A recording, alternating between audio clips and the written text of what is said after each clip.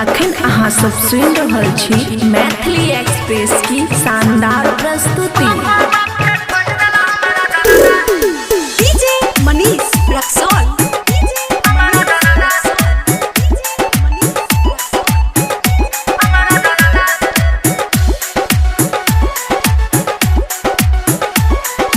खुशी recording studio बलुआ।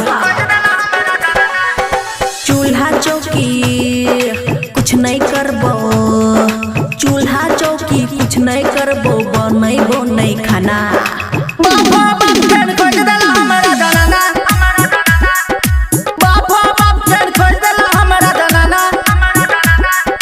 चूल्हा चौकी कुछ नहीं करबो, बनैबो नहीं खाना।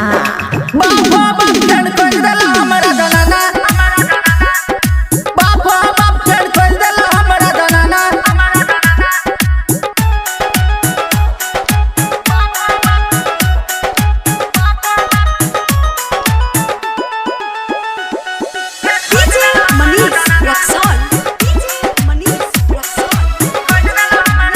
खुशी रिकॉर्डिंग स्टूडियो बलुआ।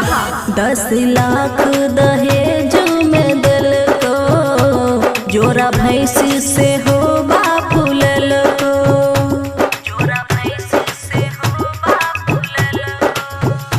10 लाख दहेज में दिल को, जोरा भैंसी से हो बापू लेल को।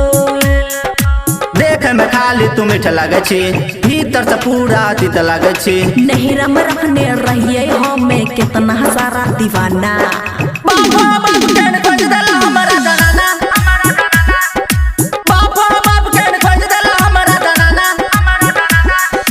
डीजे मनीष रक्सौल।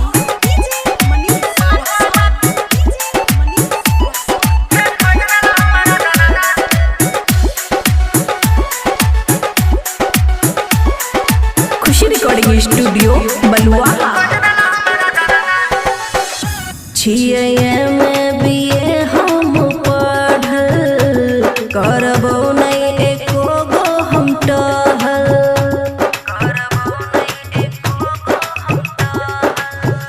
छिए में बीए हम पढ़ल, करबो नहीं एको गो हम टहल। झूठो से हम कैलू बिया, हो गेल जिंदगी हमर तबाह। अगुआ बबुआ राहुल साथे रह राम परवेश राना।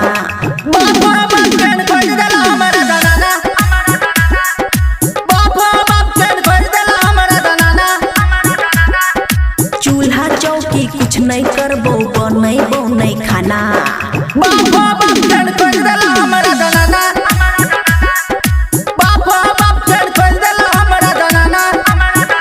खुशी रिकॉर्डिंग स्टूडियो बलुआ।